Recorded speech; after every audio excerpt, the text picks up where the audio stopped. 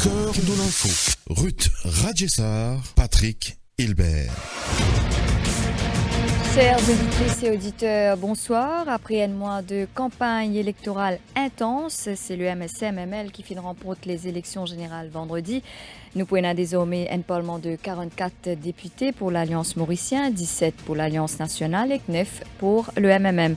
Cette élection-là fut marquée par beaucoup de petits couacs, surtout le jour du vote et le jour du dépouillement, mais aussi par non-élection de Navin Ramgoolam, leader parti travailliste, pour la deuxième fois. Patrick, bonsoir. Bonsoir Ruth. Donc les yeux en ont parlé, alors qu'il y a beaucoup d'observateurs qui pensaient que les résultats là poussent serré, l'Alliance mauricienne fin gagne avec une large victoire finalement, face à un PTR qui ont dit quand même plus solide avec 12 députés, y compris 2 best losers qu'en 2014, contre les Tigazis 4 élus. Arvin Boulel tirant dans le Parlement en 2017 grâce à une partielle au numéro 18.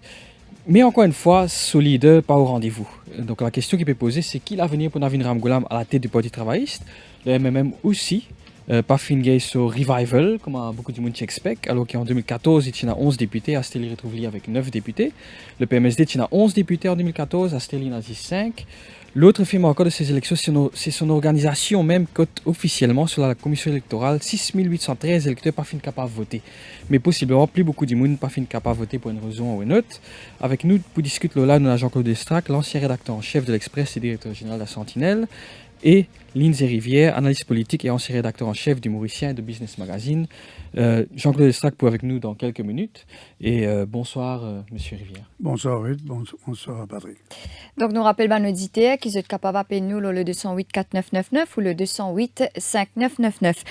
Lindsay Rivière, aujourd'hui, nous sommes capables de dire qu'il Pravin Jugnut rentre par la grande porte. Absolument, absolument. Encore une bonne conséquence première de cette élection, c'est qu'il légitimise un peu la position de Pravin Jugnut, qui filme depuis 2 ans et demi souffert tous les colibés, toutes les remarques à l'effet qu'il y prenne un vrai Premier ministre, parce qu'il ne passe pas l'imposte, etc.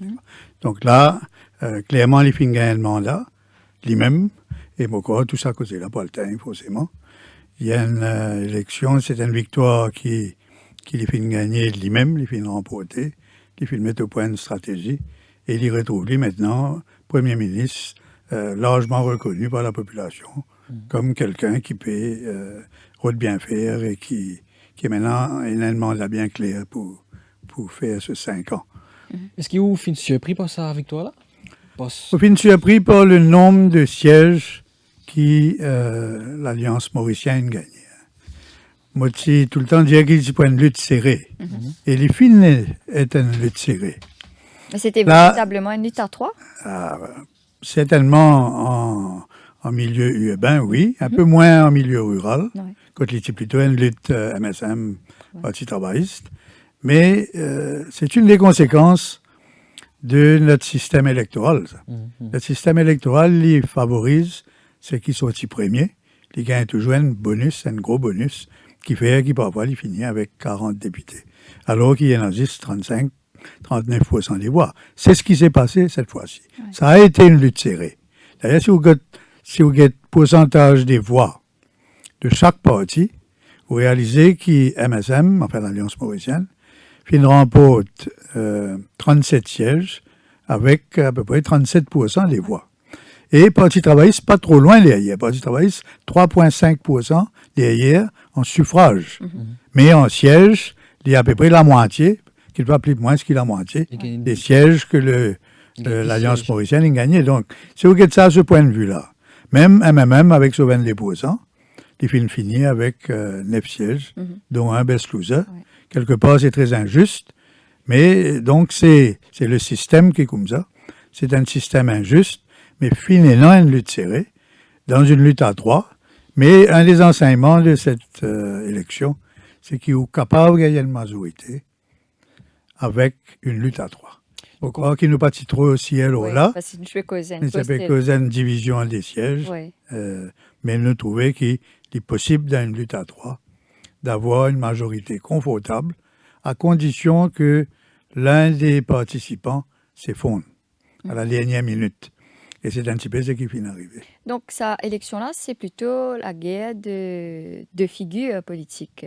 Pravin Jugnut contre Navin Ramgoolam, en fin de compte. Largement. Ouais. Là aussi, pas partout. Ouais. En fait, ce qui nous fait trouver, c'est qu'en région rurale, ça a été donc un combat acharné entre le MSM et le Parti travailliste. Le MSM fin gagner légèrement, pas légèrement en termes de suffrage, à peu près 4% en plus, moi crois. Et en siège aussi, les fins gagnent plus sièges, certainement, qui Parti travailliste. Donc, les fins balayés complètement depuis le numéro 4, 5, 6, 7, 8, 9, 10, à les mêmes 13 dans le sud, 14 dans la Savane-Rivière-Noire. Donc, ça a été une bataille en région rurale, largement MSM travailliste. MMM, pas une fait bien du tout à la campagne, malgré ce qu'il peut le Béranger, ça peut dire. Il s'en va là, il peut balayer la campagne aussi, c'est pas vrai. Il fait gagner 7% en Piton, Rivière-du-Rempart, et le maximum que MMM a gagné en région rurale, c'était à Souillac, Rivière-des-Anguilles, 18%. Au total, MMM a gagné à peu près 15% du vote dans les régions rurales. C'est un effondrement qui, bien sûr, favorise les deux autres. Mais en ville, par contre, ça a été différent. En ville, finalement, clairement, une lutte à trois. Le travail, s'il fait bien, MMM bien mieux qu'en région rurale. Et certainement MSM aussi, qui gagne pour la première fois 8 sièges en ville. Donc, entre-temps, nous finissons rejoint par Jean-Claude Estrac. Bonsoir. Bonsoir. Donc, Sorry pour le retard. Bonsoir. Donc, me pose la même question qu'il nous pose à Lindsay Rivière. Donc, est-ce que sa victoire-là vient légitimise Pravin Jagnat en tant que Premier ministre? Bien sûr. Hein. C'est une belle victoire. En tout cas, en termes de sièges. Mais comme Lindsay dit à juste raison, en termes de suffrage, la situation se présente un peu différemment. Hein. Mais ça, c'est le système qui est comme ça depuis ça depuis toujours, hein, depuis que le First Past the Post introduit. La première fois qu'il a remarqué que quantité de système qui a provoqué des dysfonctionnements, c'était 82, hein, quand un parti obtenir tous les sièges. C'est le même système qui est répété. Alors, cette fois-ci, il est accentué aussi en raison de la lutte à trois. Parce que là, la différence de voix entre les différents partis fait que celui qui est vraiment leader gagne une prime. Mais en termes de suffrage, donc, dans ce qui nous continue à appeler, et à juste raison, hein, qui fait nous pas appeler par son nom de Hindu Belt, c'est-à-dire les circonscriptions à majorité hindoue, 5 à 13 c'est de 5 à 13, hein, un peu 14 qui est un peu marginal. Quand nous analysons les votes, dans ça électorat-là, qui, dans plusieurs élections, ils votent soit Travail, soit MSM, mais c'est le même, grosso modo, électorat. Cette fois-ci, le MSM, il gagne, on peut considérer à peu près 50% de votes en plus que les travaillistes. Et c'est ça qui explique assez largement que dans toutes ces circonscriptions-là, il y a un bon nombre de circonscriptions, que le MSM fait allier sur 3 candidats. Et donc, clairement, aujourd'hui, il est implanté fortement dans les régions rurales. Et ça, il a commencé en 83 déjà. Et là, il est accentué. Et c'est largement, cette fois-ci, le travail de Pravin Jagnat. C'est son réalisation en tant que Premier ministre pendant même sa courte période. Son positionnement, son discours, sa personnalité, qui il fait ça électorat-là, il choisit la continuité. Parce que je ne gagne pas de résultats concrets d'amélioration des autres conditions, la pension, le salaire minimum, negative income tax. Ça, c'est du concret qui va nous profiter. Ils ont peine envie de mettre ça en péril, même s'il y a une surenchère de l'opposition. Mais avec Pravin Jagnat, ce discours qui me promet et me fait à ce qu'il me promet, il a un impact, parce que là, il réalise, Navin Ramgoolam n'a peine à la même crédibilité, et donc ça, il profite largement à Pravin Jagnat. Maintenant, le MMM, effectivement, hein, donc le MMM vient rendre à l'évidence, ce n'est plus le MMM des années 70, ce n'est plus même les MMM des années 80. Je déjà dit qu'il commençait nous prendre deux élections, une élection en région rurale, une élection en ville, une vérifiée. Et tout ça, du monde qui est Paul Béranger, il rejetait avec arrogance, avec dédain. Il aide à consolider la position du MSM.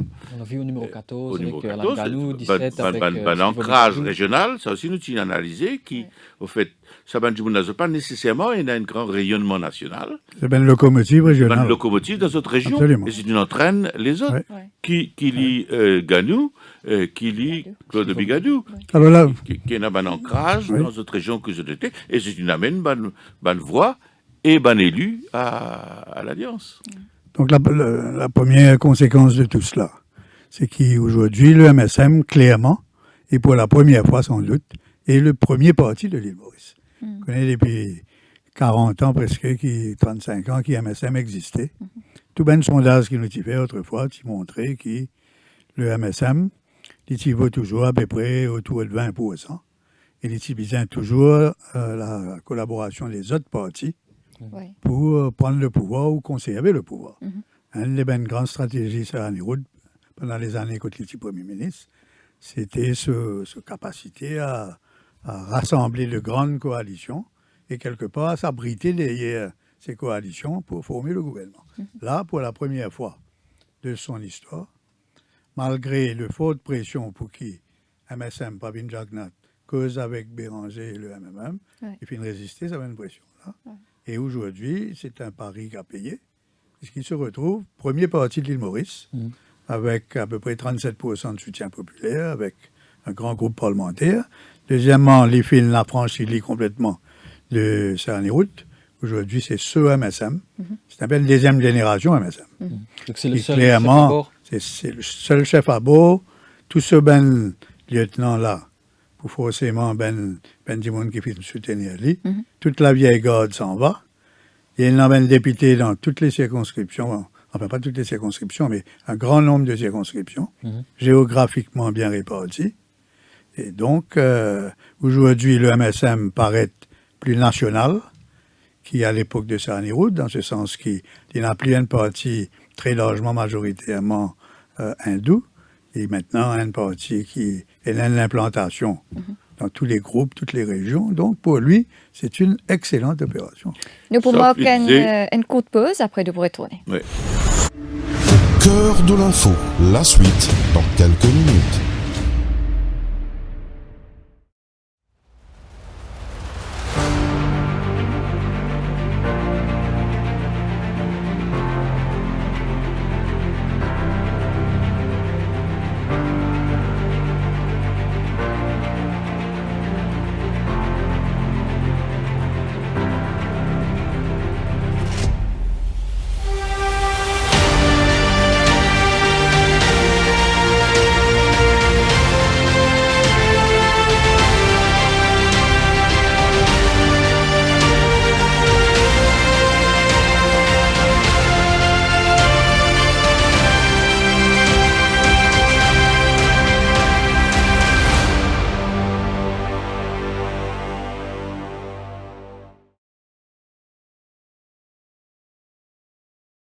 Donc, un peu plus tôt, Lindsay Rivière disait que le MSM aujourd'hui est le premier parti de l'île Maurice. Un avis que vous partagez, Jean-Claude Estrade? C'est sûr. Sauf que les résultats des élections montraient qu'il l'IPU toujours besoin de payer avec un partenaire. Ouais. Il est bien implanté en région rurale, il est dominant. Il y en a infiniment plus partisans aujourd'hui que partis travaillistes. Et on peut penser que dans les 5 ans à venir, il faut consolider encore davantage sa position. Mais l'IP n'a même impact en région urbaine.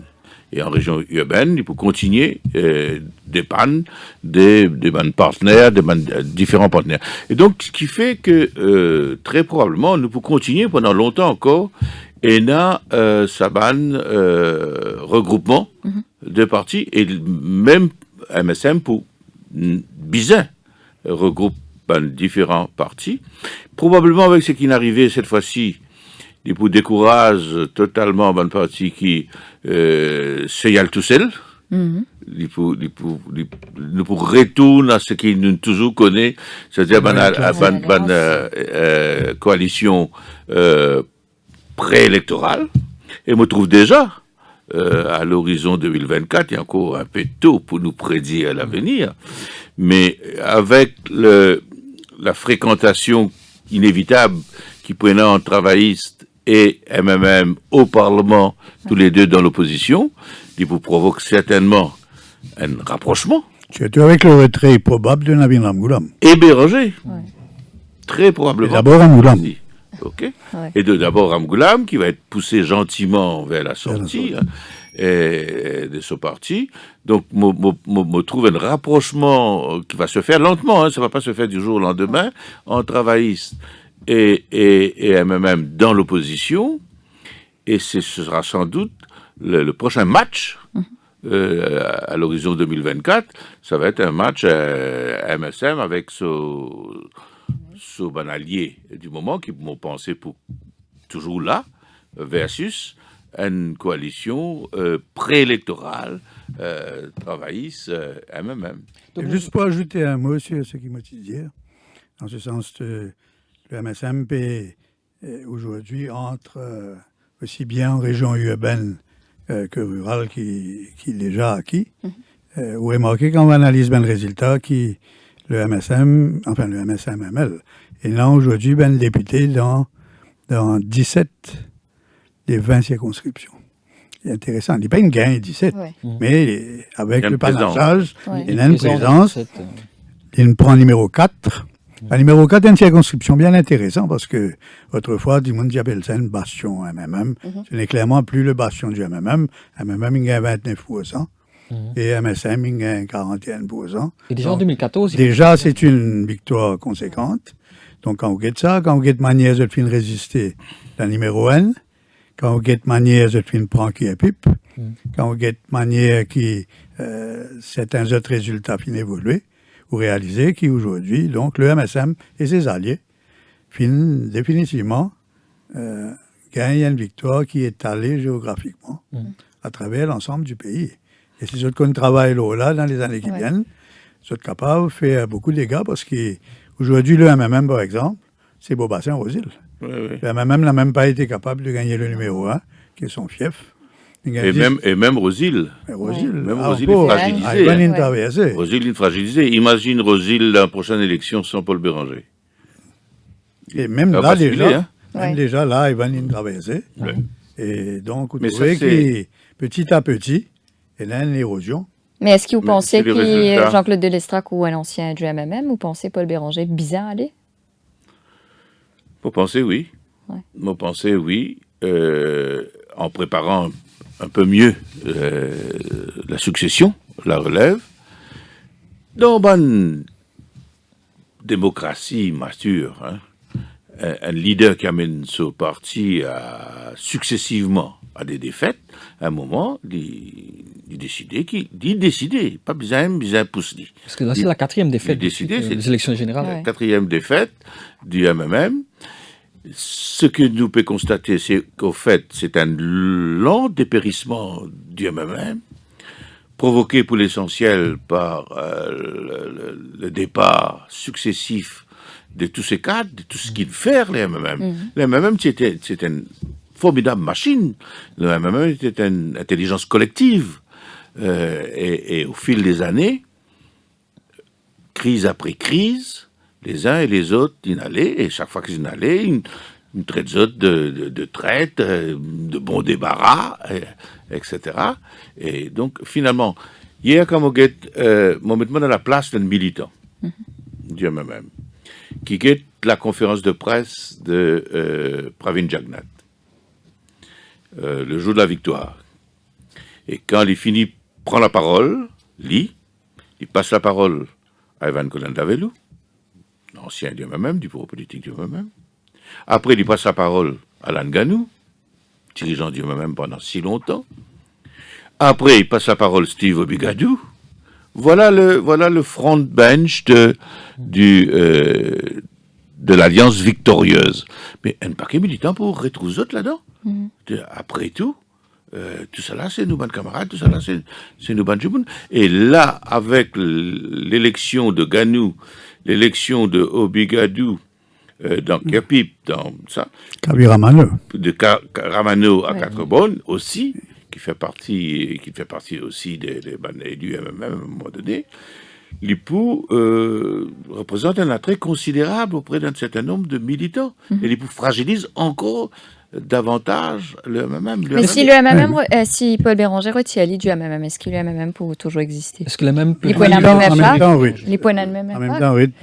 À nous bien réalistes sur la question. Il y a un sens, là, au sang, qui Paul Béranger retire dans les semaines qui viennent, les mois qui viennent, de la direction du MMM. Et dans 15 ans, du monde Bécosa, et dans 15 ans, quantité du monde à l'île Maurice puis appel à la démission de Paul Béranger, il y a encore la même, parce que largement, c'est lui le MMM, et chacun a compris qu'il n'est pas pour aller par lui-même, il est content ce parti, il est content ce pays, il est content contribuer, il n'a pas pour aller, comme une fois on disait là au plateau. Il n'est pas pour aller, ça c'est clair. Maintenant, en même temps, le MMM a une période particulièrement délicate, là.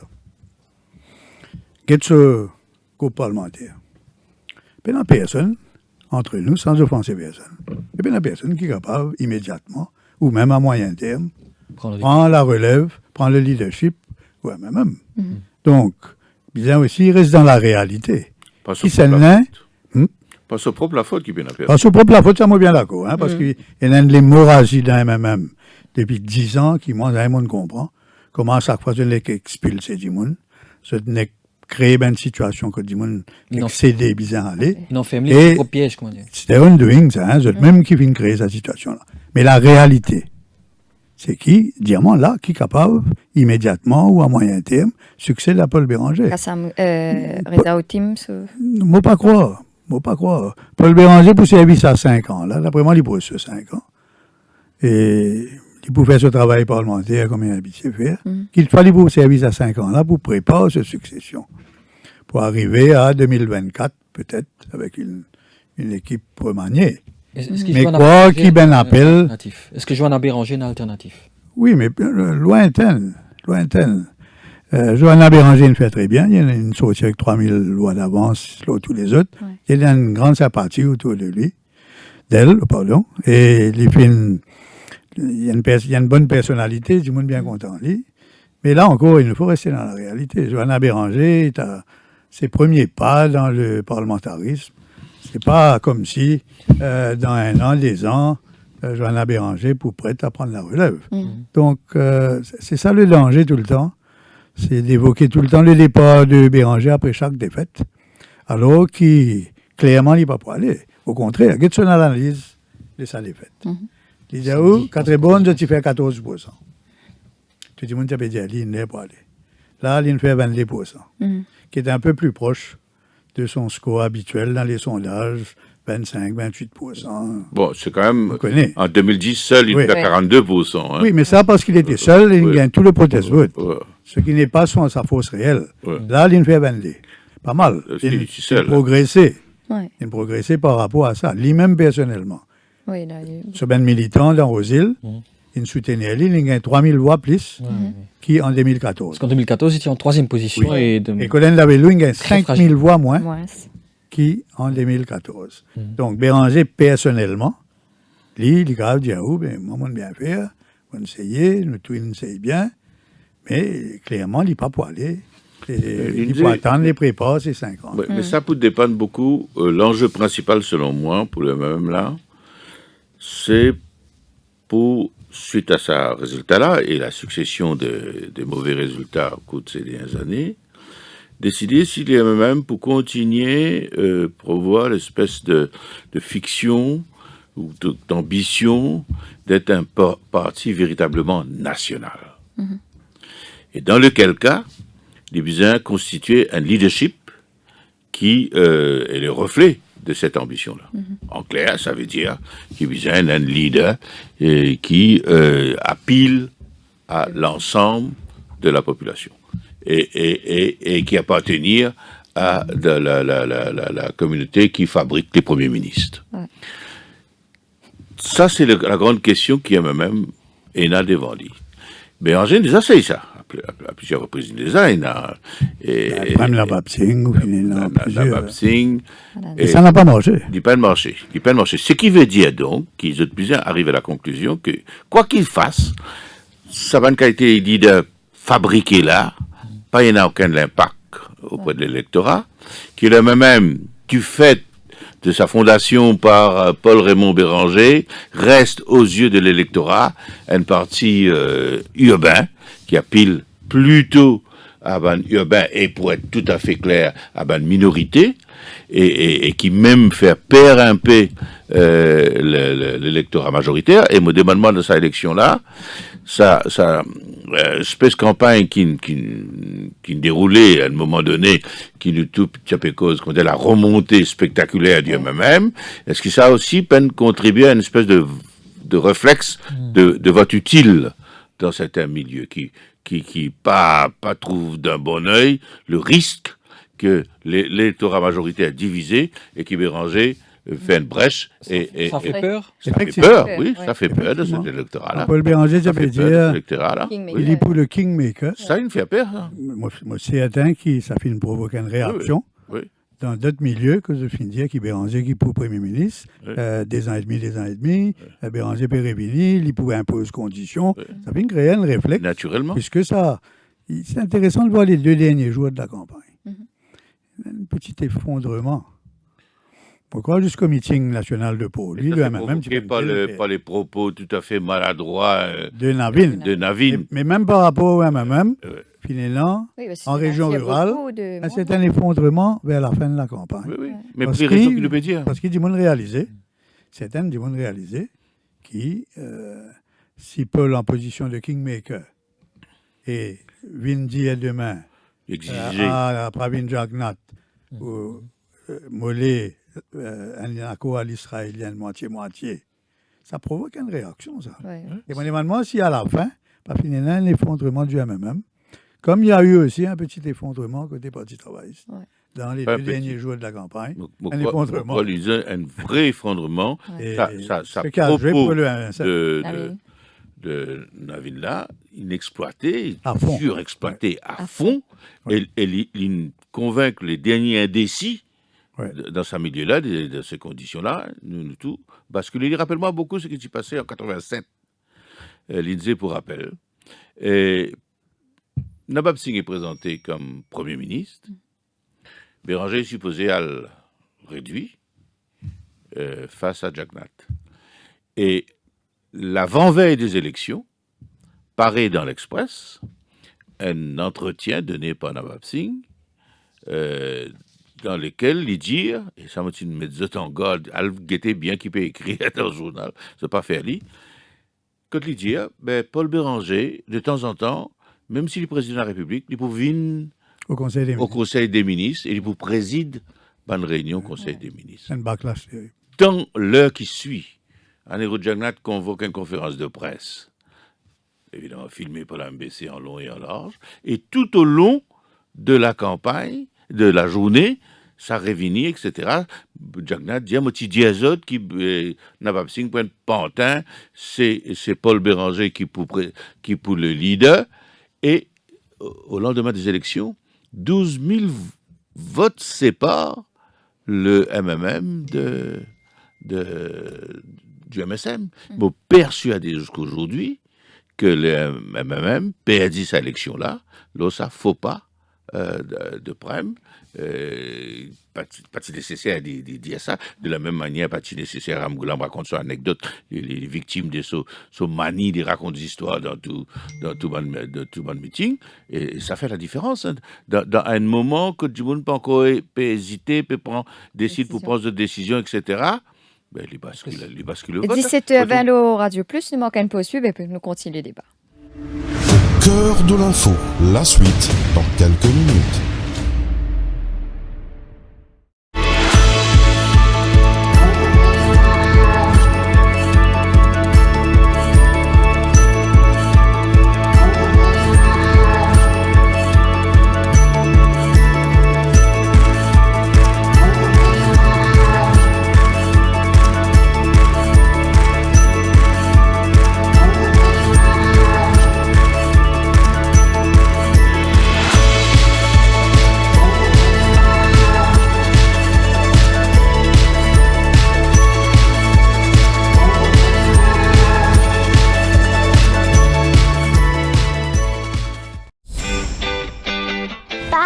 ce que je rêvais hier. Je rêvais que je nageais avec les dauphins. Voyages, hôtels, spa, parcs de loisirs, activités terrestres et nautiques, et si vous en profitiez en un clic. Une pause bien-être pour se rebooster. Waouh, Défidil, c'est génial! Défidil, c'est aussi une panoplie de restaurants à tarifs réduits à travers l'île. Grâce à Défidil, on passe un bon moment en famille. C'est top, merci Défidil.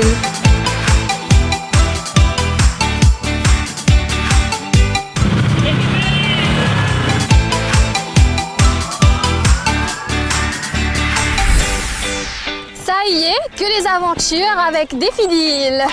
Les meilleures offres sont sur le www.defidil.mu. Réservez ou bousséaillez.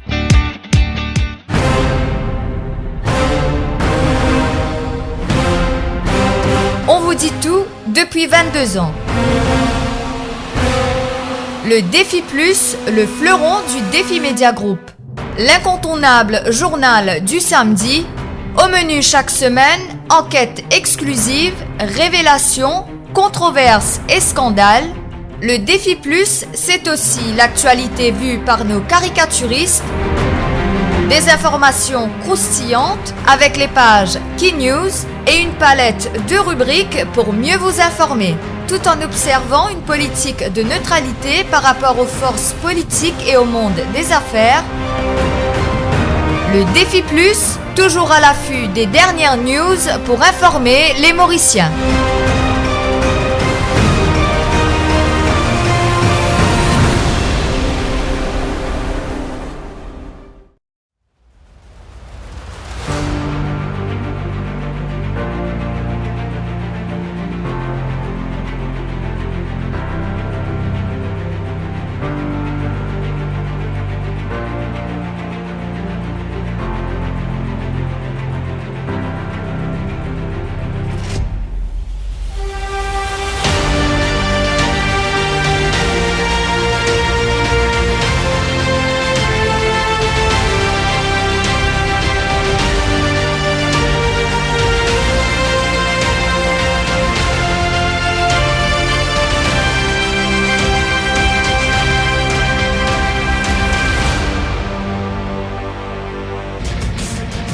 Bienvenue de retour dans l'émission Au cœur de l'info. Donc nous décortique l'élection générale. Donc avec nous pour faire cet exercice-là, nous avons Lindsay Rivière et Jean-Claude Lestrac. Auditeur qui a envie, appelle-nous pour réagir. Appelle-nous le numéro 208 4999 et 208 5999. Donc nous ne faisons cause Paul Béranger.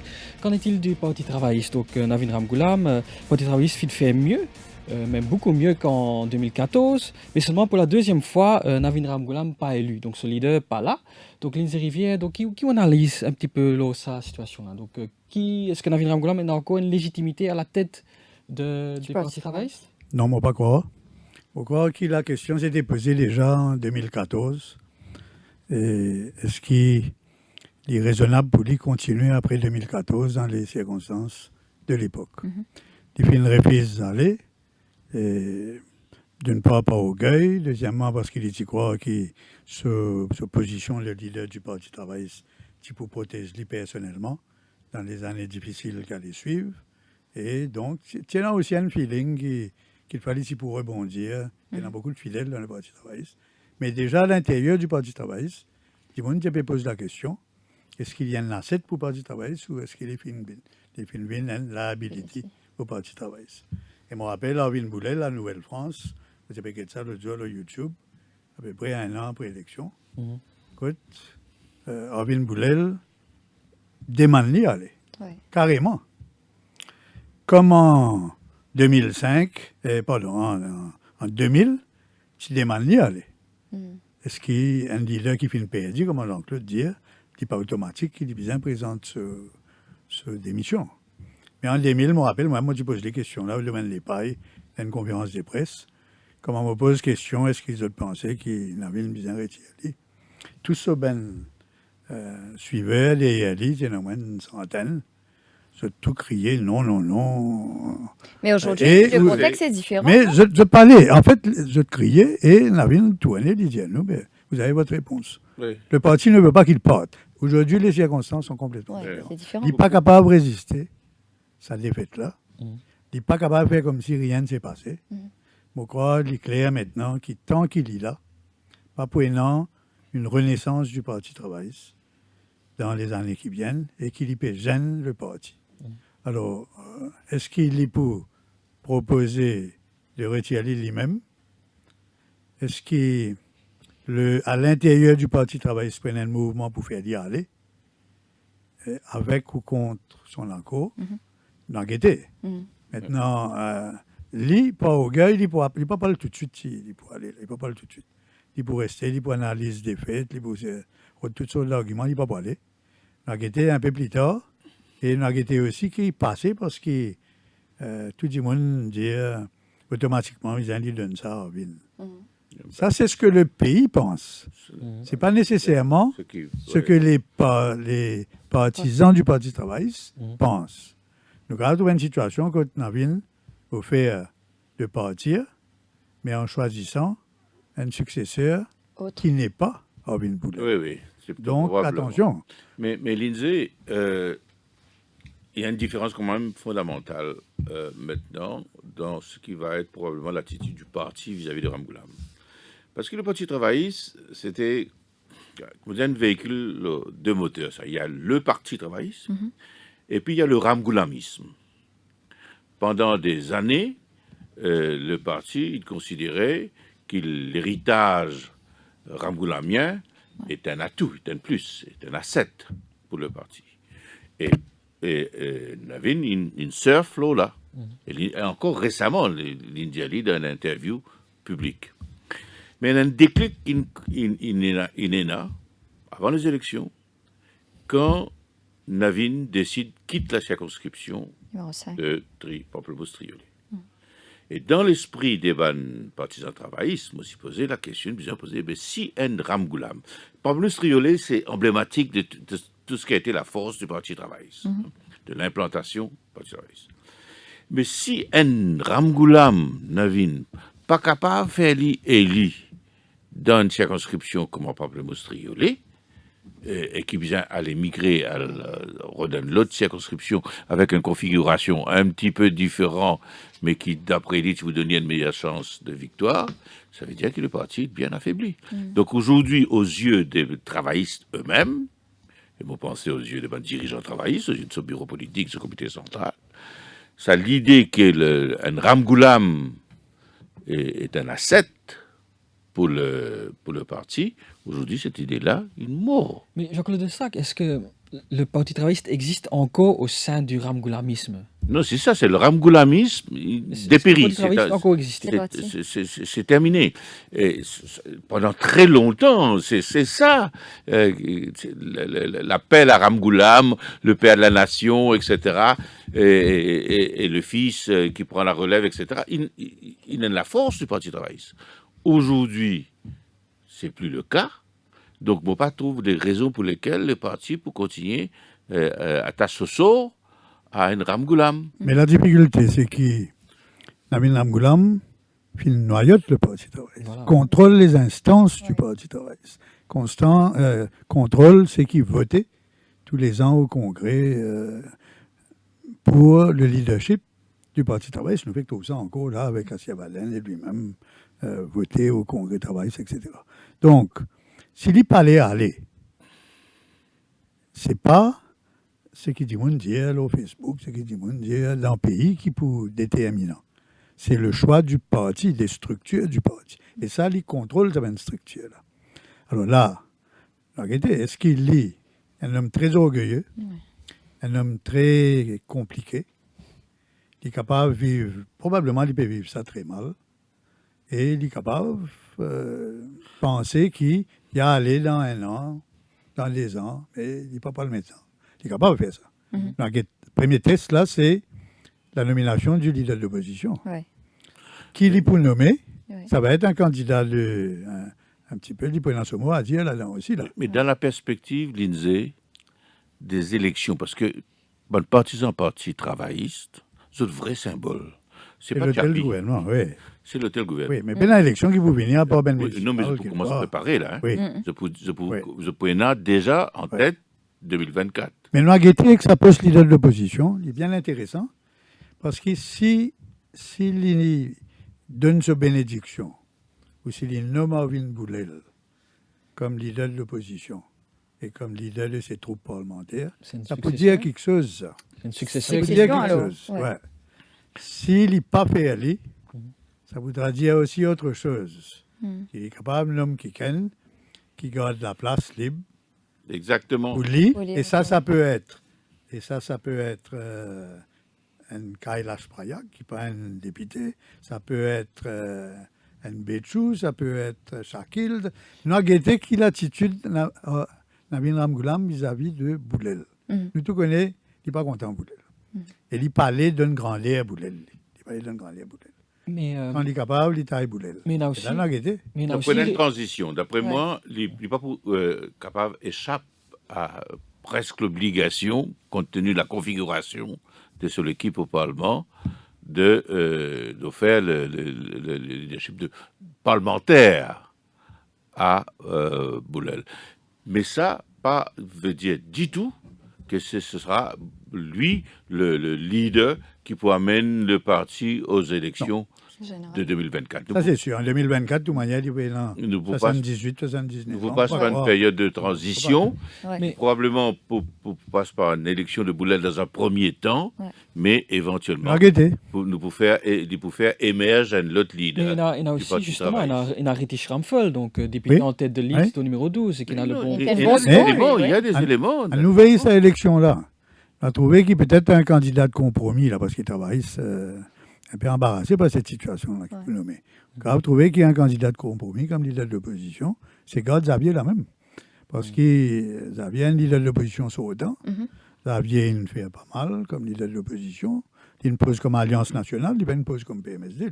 Donc quand vous guettez au pétro 17 l'Alliance nationale, peut-être que pour calmer le jeu, il est capable de dire bon, mais laisse Xavier continuer, il a guetté. Mais est-ce que c'est acceptable de travailler? Non. Pas connaît.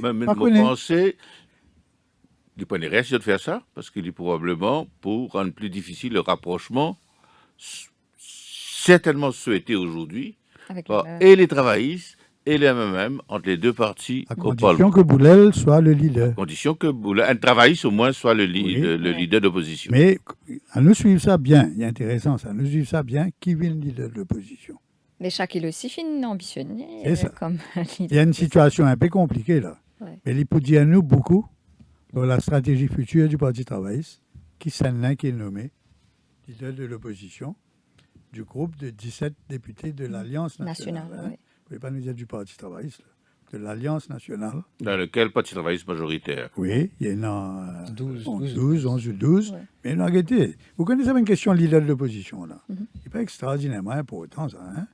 On rappelle, il y a une époque quand tu nommes Nando Boda, leader de l'opposition, alors qu'il tient en Mokwa, autant MMM, ou tiennent l'époque où tu nommes quelqu'un d'autre, leader de l'opposition, alors que ce n'était pas nécessairement le chef du premier parti de l'opposition.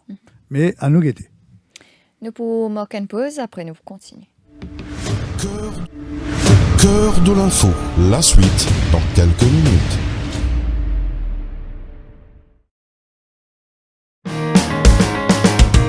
Un grand respect pour le journal Dimanche l'Hebdo. C'est une rubrique toujours concernant mon pays avant tout.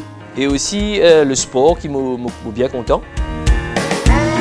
C'est un journal familial, je dirais rubrique de mode, rubrique de beauté et aussi rubrique de people.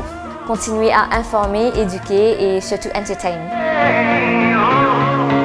Enfin, on pense que l'Hebdo, comme ces autres journaux que nous lisons, sont des journaux sérieux et donnent des informations que nous sommes contents de lire et d'apprécier, ou aussi parfois de critiquer.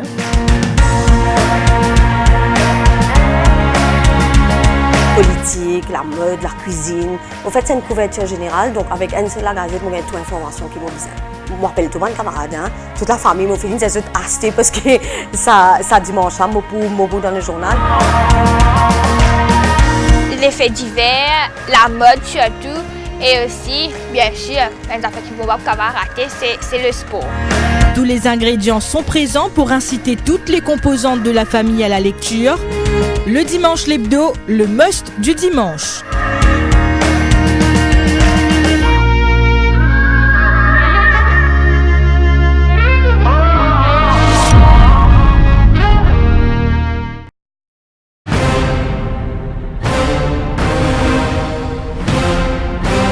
On vous dit tout depuis 22 ans. Le Défi Plus, le fleuron du Défi Média Group. L'incontournable journal du samedi.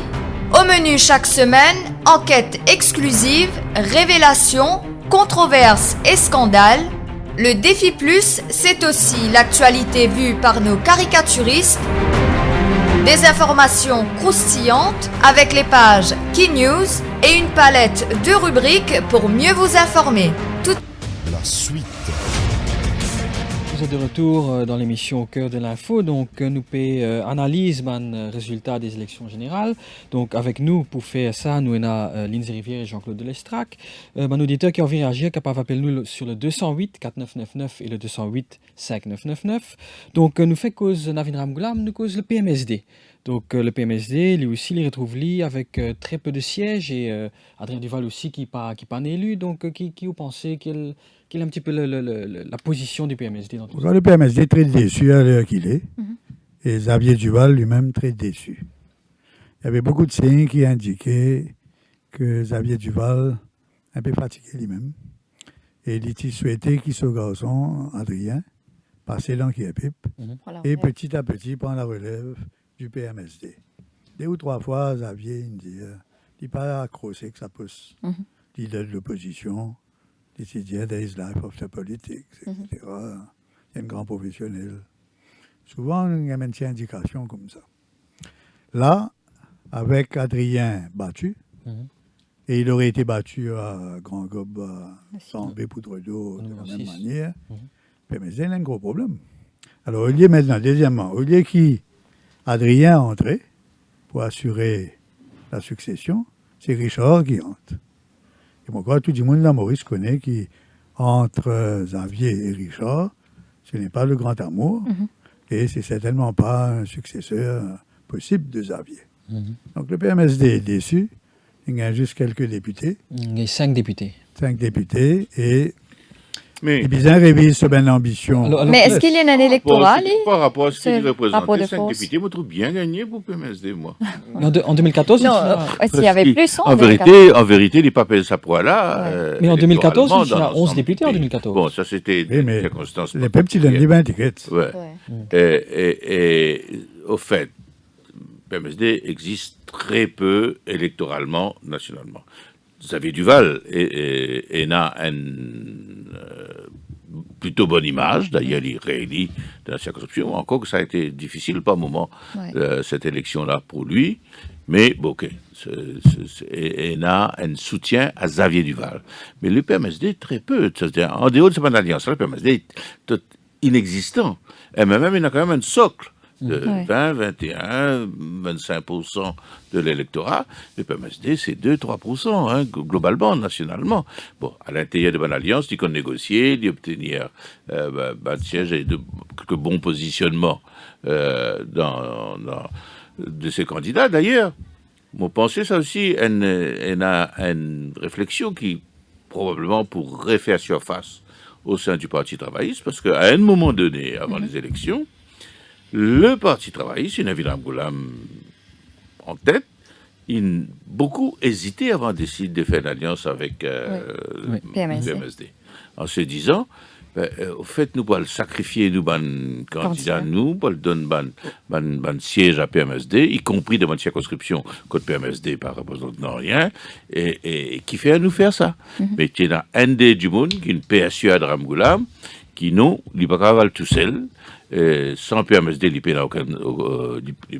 prendre un risque énorme. Et en général, un politicien pas prend risque, il prend l'assurance, il prend même une double assurance si possible. Finalement, à la dernière minute, rappelle qu'il y a une négociation, il déroule jusqu'à dernier délai. Et à la dernière minute, finalement, il prend supposé le chemin de moins de risque en faisant l'alliance avec le PMSD. Il servi la cause du PMSD, il n'est pas très clair qu'il servi la cause du Parti travailliste dans sa élection-là. Je ne suis pas trop d'accord là. Moi, je pensais que le PMSD, malgré ce poids électoral assez faible, comment tu dis, il réalisé à travers un sondage, il finit la peau quand même dans cette stratégie du Parti travailliste de reconquête du pouvoir. D'abord, sa présence symbolique. PMSD, il est plus un symbole qu'un la fausse. Donc, ça, c'est tellement servi. Et deuxièmement, quand on regarde bien le résultat même, la victoire travailliste au numéro 1, Fabrice David. Ouais. La victoire travailliste dans d'autres circonscriptions, urbaines. On ne pas connaître si sans le PMSD. Comme au numéro 2, au numéro 3. Comment il est capable de virer, hein? Il est capable de partir du guet de plus sévère. La PMSD à Rosil, même par rapport à Evan Colanda Vedou. Ouais. Oui, mais en même temps, on connaît, c'est difficile de connaître Côte Ben Foot Soroti. On ne pas connaître Côte Ben Foot Soroti. Mais. Le PMSD ne connaît que 10. À l'église, non, mais je veux dire, dans un résultat électoral, vous ne pas connaître individuellement Côte Vote Soroti. Mais vous ne pas connaître. Plus sous brassage, mieux vous pouvez augmenter tout sens.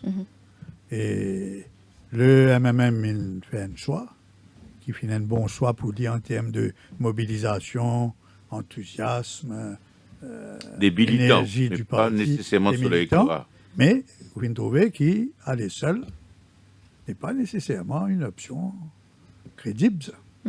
Parce que d'ailleurs, toute la stratégie de Sarniro Jagnat depuis 1983, ça a été toujours de brasser le plus large possible. Tout le monde vient, prend tout le monde.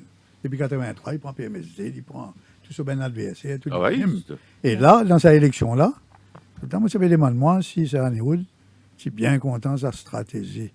Alors, tout celle du MSM, là, parce que ce n'était pas évident, ça, au départ. Mais le fait est que pour le PMSD, aux côtés du Parti travailliste, c'est une vieille alliance qui passe facilement auprès des partisans des deux beaux. Deuxièmement, il y a les poches PMSD.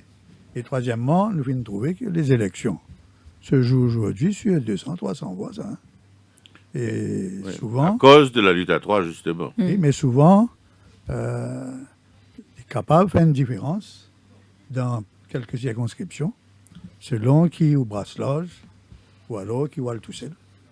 Au final, on trouve le MMM perd tout seul, fait gagne 7% en Rivière-du-Rempart, et même en ville, dans certaines circonscriptions, gagne 29% en ville. Moi aussi, il y a beaucoup de débats au MMM. Finalement, une fois que tout le monde est calmé, ça pourrait être bien si ça a été le bon choix en termes de vote, en termes de résultats électoraux. Si travail social tout seul, vous pensez, des petits points Vous pensez, pour retourner même à tout seul, et au regard des résultats, vous pensez que les affaires qui arrivent, même c'est ce qui est arrivé là. Parce que si même tu trouves dans la position de joker, vous pouvez prévoir une nouvelle scission du MMM. Tu peux un split entre ceux qui sont pour les à la travailliste et ceux qui voulaient aller avec MSM, tu prends une position intenable. Et plus intenable encore au sein de ce électorat qui n'est pas préparé du tout à la perspective qu'au lendemain des élections, MMM pas le faire de l'alliance avec l'un ou l'autre. Toute la campagne était basée, nous tous les deux pas bons, etc. Et imagine la situation que là aujourd'hui, il peut négocier, soit avec Niro Jagnat, avec Pravi Jagnat, tout ça pour parler d'une alliance. Et c'est pour la pire des choses pour l'homme. Vaut mieux lui faire sa cure des positions-là, en restant fidèle à ce qui est une opposition pour les élections. C'est très difficile, il n'est pas pour facile de remonter la pente, mais au moins, il sauve son âme. Bon, d'accord, largement là, excepté que pour les années qui viennent, je ne sais pas si nous prenons encore une lutte bataille à 3 ou à plusieurs, parce que là, la stratégie des blocs va se remettre en place, clairement. Il est prouvé maintenant. Tant que le système reste le même. Mais il est prouvé que c'est extrêmement difficile de gagner seul. Et d'après moi, pour les prochaines élections en 2024 et après, si le système électoral reste basé sur le first past the post, on va voir se remettre en place la stratégie des blocs et réforme électorale, l'ivine encore plus nécessaire là, si on veut débloquer un peu le jeu. Vous connaissez, MSM qui propose une mauvaise réforme électorale, un peu brouillon, pas terrible. Mais il y a certaines Dimoun, du père à Jagnat. c'est ça. Mais il y a certaines Dimoun qui pensaient, vous connaissez, une demi-réforme est mieux que pas de réforme du tout. Hein? Parce que la MMM peut dire non, chaque fois il y a une proposition de réforme, la MMM dit il est imparfait, il n'est pas correct, il n'est pas bon. Bon, ok. Mais au péril de l'absolu, là, pas peut gagner, parce qu'il y a MSM pas pour une réforme qui peut favoriser le MSM. Mais là, est-ce que vous pensez que MSM pourrait revenir avec une réforme Il est capable. Là, on a guetté. Vous dites dans quelles conditions l'ICA revient possible. Nous pouvons analyser là que la probabilité, c'est un rapprochement travailliste MMM dans l'opposition, dans la perspective de 2024. Sans Ramgoulam. Sans Ramgoulam, et peut-être sans Béranger. Mais il y a une autre perspective aussi qui a ouvert.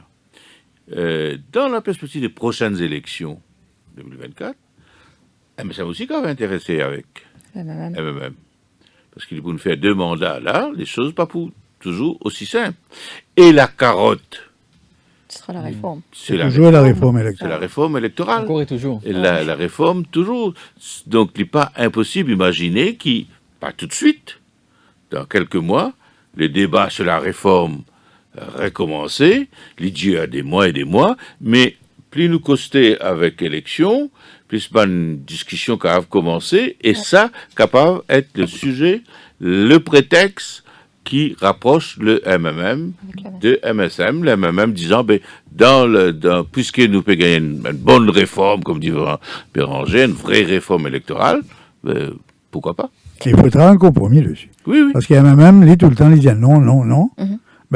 Essayons d'imaginer, c'est la politique fiction, mais essayons d'imaginer si on avait passé cette fameuse réforme la dernière fois. La dernière fois, c'est le MSM qui le fait difficile, mais c'est surtout un héros de Jagnat qui n'est pas comprendre du tout quel est le principe de la proportionnelle. Il parlait de la proportionnelle. L'idée qui, quand finit faire proportionnelle, les résultats avant la proportionnelle restent pareils. Mais c'est pas du tout le but. Le but, c'est de corriger ban imperfection. Mais il n'est pas les trouve ça du tout. Donc, maintenant, il n'est pas là. Mot pensé, et n'a peut-être plus d'ouverture du côté de Premier. Et le MMM gagnerait à ne pas dire non tout de suite. Oui. Parce que finalement, m'aurait dit à lui, et Nadimoun peut dire une demi-réforme vaut mieux que pas de réforme. Et naturellement. 17h49 sur Radio Plus, nous manquons une pause. Cœur de l'info, la suite dans quelques minutes.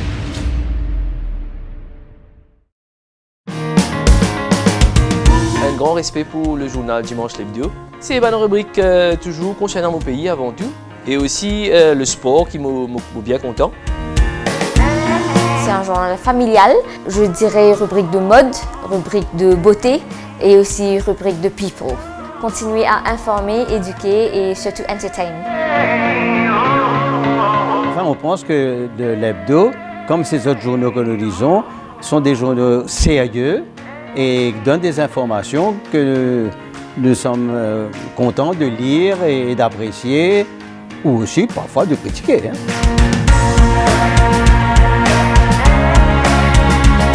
Politique, la mode, la cuisine. En fait, c'est une couverture générale, donc avec une seule gazette, on a toute l'information qui m'a besoin. Je m'appelle tout le monde camarade, toute la famille m'a fait c'est acheté parce que ça dimanche, pour dans le journal. Les faits divers, la mode surtout, et aussi, bien sûr, les affaires qui ne vont pas rater, c'est le sport.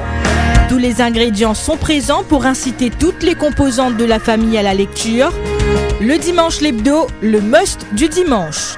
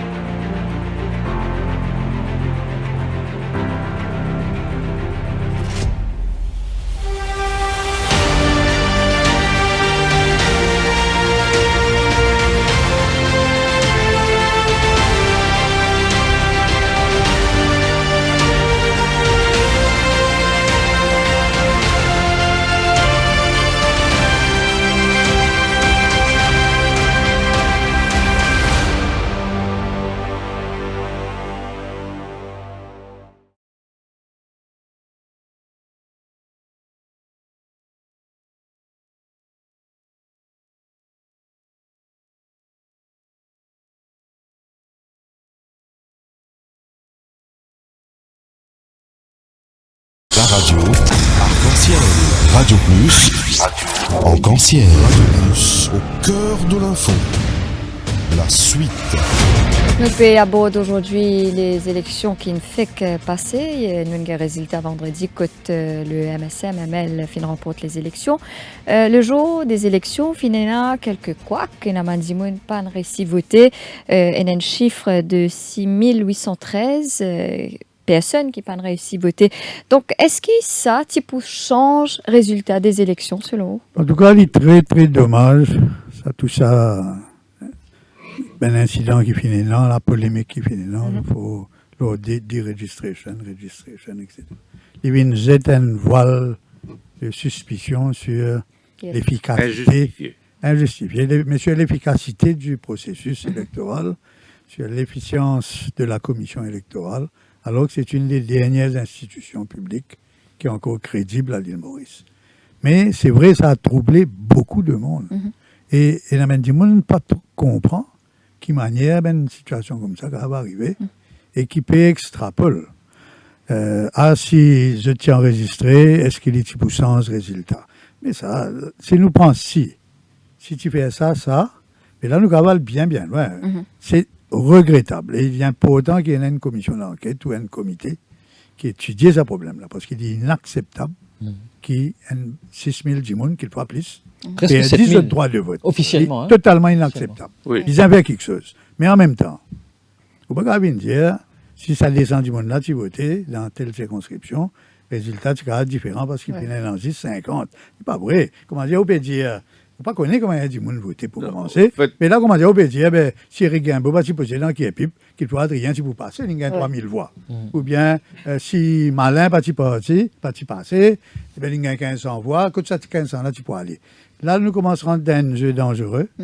Quand nous pouvons spéculer sur le vote de ces 200, 300 dans chaque circonscription, comme si tout tu vois le vote, ou même 10 monde. Ce n'est pas correct. Pas vrai. Et il est dangereux pour notre démocratie. Mais là, quand je ne suis pas d'accord du tout avec la commission électorale, c'est une manière qu'il peut tackle ça. Des gens vraiment troublés, des gens en colère, ceux qui ont un droit en colère, parce que 6 000 fin de report, ça.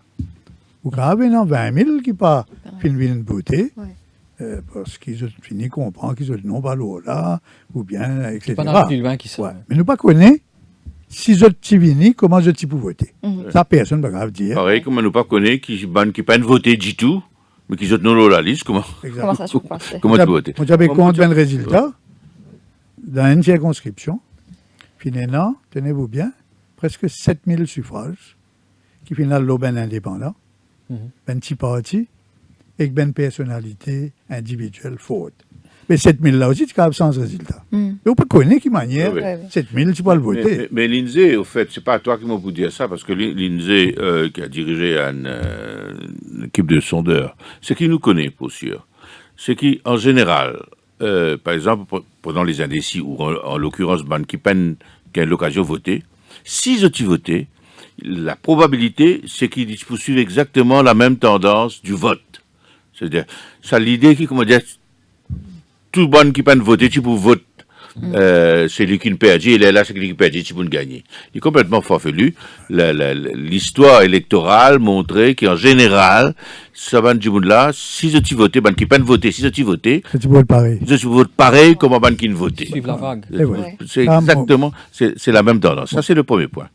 Le deuxième point, c'est quand même la première responsabilité de vérifier si pas où on a droit de vote, c'est l'électeur. Oui. Et moi, je suis impressionné par la campagne que la commission électorale t'y fait, la radio, la télévision, dans la presse, le slogan, on me rappelle à peu près le slogan, si pas enregistré, pas voté, ou quelque chose comme ça.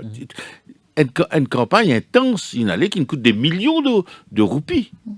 Cela dit, aujourd'hui, nous constatons qu'il y a des phasages, de ne pas obtenir le résultat escompté.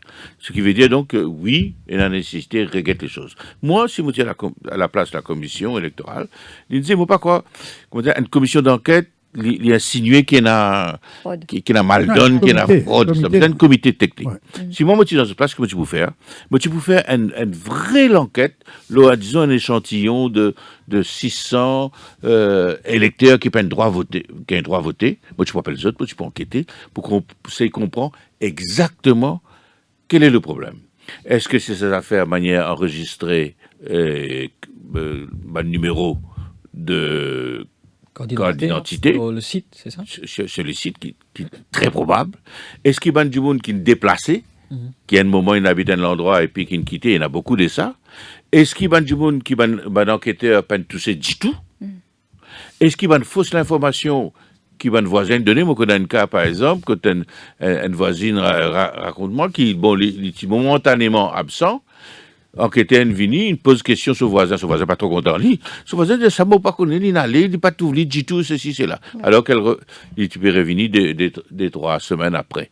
Donc, moi, tu peux comprendre qu'il y a une raison. Est-ce qu'il y a une raison principale ou un ensemble de raisons? Et là-dessus, fait une véritable réforme. La lacune est dans la loi. C'est dans la manière que la loi et les règlements de la commission électorale. Maintenant, seul cas que mon pensée capable et un peu mal donne, c'est que ça va une enquête là, c'est pas une commission électorale qui fait ça. Les outsource, c'est depuis en dehors. Est-ce qu'il est capable... fonctionnaire quand même, hein, professeur, l'autre, etc. Est-ce qu'il est capable, ça enquêter là, pour faire ce travail convenablement, peu à pause, hein, lier ça là, etc. Parce que de moi, un cas qui paraît assez troublant, c'est Morcellement Carlos, que pratiquement tout bon du monde dans Morcellement Carlos n'a pas droit à voter. Et ça, effectivement, si c'est le cas, il est un peu troublant. Alors, il veut dire qu'il y a une enquêteur qui ne décide pas là-bas. Ou alors que les enquêteurs abandonnent trop vite. Oui. Venez nous faire un sondage, effectivement, pendant plusieurs années, Southwest, nous sommes une franchise, et nous faisons ça exactement comme Southwest dans le monde. Nous, tout le temps, nous double-check l'enquêteur. Ça veut dire que c'est un enquêteur, il y a 50 personnes pour visiter. C'est un deuxième inspecteur qui passe derrière et qui demande un pourcentage, à peu près 1,5 encore. 1,5. Est-ce que M. Intel venu? Est-ce qu'il est satisfait? Est-ce qu'il est bien passé? Dans les deux adimons-là. Pas parce qu'il est méfié les autres, mais c'est une procédure qui vous fait. Contrôle. Ou double-check ou triple-check. Moi, si on connaît un peu de sondage, quand on va dans la case du monde, nous allons. Mais dans l'impression, ça c'est la commission électorale qui vous inquiète, mais moi, dans l'impression que les enquêteurs abandonnent trop vite. C'est possible. Et ne vont pas à la source même. C'est un petit film marié, une madame maintenant d'une sortie dans Goodlands, je dis pas capable de retracer. Non. Aujourd'hui, bien capable de retracer. Ça que dans Maurice. Et moi, je crois qu'il est pour la commission électorale réfléchit bien. Je crois qu'il arrive un peu à la limite du système qu'on a hérité des Anglais, ça. Hein? Pas capable de continuer. Résultat 4h du matin. Vous avez servi d'informatique pour régler ce problème-là. Et même le counting, tout ça là, c'est pas une affaire un peu primitif. Selon vous, vous avez fallu le même jour. Mais au fait, Lindsay, le fait même que la commission, au bout de l'exercice, produit une liste qui lui-même appelle liste provisoire, c'est la reconnaissance qui est capable dans les réels. Qui sans doute est incomplet et prenant les réels. C'est prenant les réels. Maintenant, aussi, il faudrait qu'il y ait un électeur à le vérifier. Et une de mes raisons aussi que moi, c'est bien électeur vérifié. Et moi, en faveur de vote obligatoire, comme a été en Australie, c'est la responsabilité, c'est le devoir de l'électeur, assurer qu'il ait la liste des électeurs, c'est la première assurance qu'il bien prend, et deuxièmement, il y en a l'obligation sauf cause majeure. Sauf, oui, il y en a tout ça, oui. Obligation d'aller. Amène la loi, alors, pour obliger du monde à aller. Il n'a pas besoin de faire grattage, l'auto, à le du monde pour le faire ça. Du monde n'a besoin d'aller par lui-même faire ce devoir. L'électeur, il n'a juste des droits Et puis, il n'a aucun devoir dans une démocratie. Son premier devoir, c'est d'aller voter, de choisir le gouvernement. Seulement, si nous faisons ça, nous besoin donner le droit à vote blanc. Si un électeur considérait qu'aucun de ces partis-là pas correspondent Il ne peut pas mettre aucun de la croix nulle part. Non, il y a un vote, il dit ça parti-là, moi pas aller aucun de ces partis-là. C'est son droit. Nous pour prendre l'appel des auditeurs, nous allons en direction de Chemin Grenier. Nous pouvons écouter Appendi. Appendi, bonsoir. Bonsoir les auditeurs, bonsoir les journalistes. Bonsoir. Tout d'abord, je voudrais féliciter M. Delestrac et M. Rivière avant élection et après élection, nous avons une grande analyse. Ça, un grand remerciement de ma part pour ça de M. Delestrac et M. Rivière. En 2014, après élection, Radio Plus s'interroge M. Varman. Votre idée, il vous prend 10 ans pour passer travail, retourner au pouvoir, ce qui est arrivé aujourd'hui. Les bons qui m'ont signalé, qui est Dr Amgoulam, les 29 ans, l'idée parti travail. C'est différent avec l'idée même. L'idée même, pour contester, il y a une assemblée des délégués, il y a un comité régional, comité central, différent. Parce que le travail, c'est une autre culture, même une autre culture. En ce qui concerne le leadership du parti travail, il a noté que sur un inner circle de Dr Amgoulam, tout une gagne défaite puissante. Le 10 il y en a 4 anciens et 6 nouveaux. Et il y a 33% électorat qui viennent voter parti Alliance Nationale. C'est-à-dire 3% beaucoup plus au lieu des 30% comparatifs en 1982 et 2014. Maintenant, il y a une section électorat qui fait vote l'Alliance Nationale. Ça les trouve dans circonscription numéro 2, 3 et 15. Exceptionnellement, numéro 18, il fait une autre différence. Tandis que Alliance Mauricien, majorité électorale dans toutes les composants confondus, qui finissent voter à commencer par le numéro 4 pour finir le numéro 14, y compris le numéro 16 et le numéro 17. Donc, Dr Moulam peut attendre ce jugement le 15 novembre pour lui faire des affaires, mais ce qui peut arriver plus là-dedans, il l'air dit bon, au nom de du parti travailliste, les business sont sur place honorablement. Moi, je vous dis à M. Delestrac qui est un vieux routier de la politique, qui a une belle expérience, et M. Rivière qui est un bon analyste, qui sa baisse loose là, une high time, bizarre abolir. À noter aussi, le 10 électeurs, 3 fins votent l'Alliance Nationale, 2 fins votent MMM, et 5 fins votent par Alliance Mauricien. Ben, moi, je vais dire, pour prochaine leader de l'opposition, pour une crise jamais fin arrivée dans l'Alliance Nationale. Moi, tiens, remercie les autres, moi, écoute dans la radio. Merci, Appendi. Donc, Moi, prochaine fois, bien, vite ça. Là, c'est au plateau, hein. Il fait plusieurs observations parmi les noter que la Frégate travailliste. C'est juste. C'est pointu, ce qu'il dit. La culture politique à Maurice, il changeait. Les temps ont changé. La manière de faire campagne, il changeait. La manière où dirige un parti même, il changeait. On n'a plus qu'à venir crier, que du monde tombe au pied. Tout ça, tout peut changer dans Maurice. D'ailleurs, c'est clair, l'influence de Facebook, l'influence des réseaux dans cette élection a été considérable. Qui fait? Il y a 740 000 accounts Facebook dans Maurice. 740 000. Et il y a 940 000 électeurs. Ça veut dire pratiquement 75%, et pas plus, qui l'ont Facebook maintenant. Les gens l'appellent le meeting, dans l'appli, sauf qu'un gate neutralise l'autre gate. Oui, ça se neutralise mutuellement. Mais aujourd'hui, c'est comme ça qu'on fait l'élection. C'est pour ça pas finir dans la guerre, pas finir dans les autres, pas dans les défilés, pas dans la caravane, pas dans ici, pas dans là-bas. Tout ça, il finit tout ça.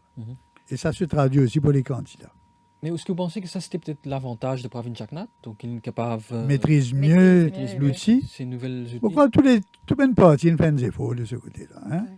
Mais seulement, vous pouvez vous adapter à la nouvelle manière de faire. Un affaire qui frappe moi, c'est que maintenant, du monde coupé tranché.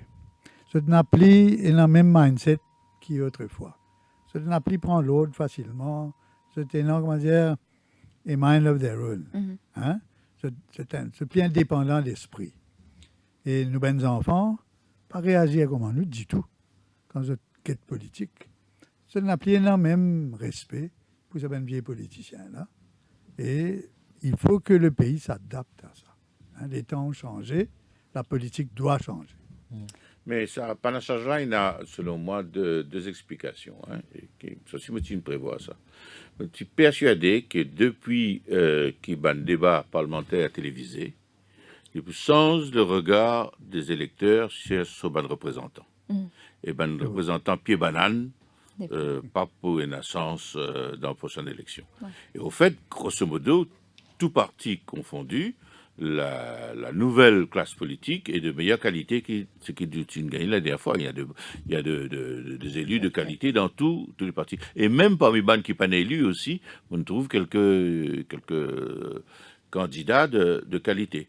Et ça, mon pensée, c'est d'abord l'effet de débat télévisé. Donc là, vous pensez qu'il nous prend un parlement de plus haut niveau? Vous pensez, oui, définitivement. Bien d'accord, moi aussi. Vous pensez. Ok, de ça 70 élus là. Oui, définitivement. Il est bien mieux que le dernier parlement. Si je troll. Ouais. Maintenant, il y a une deuxième raison aussi qui fait du monde panache plus facilement.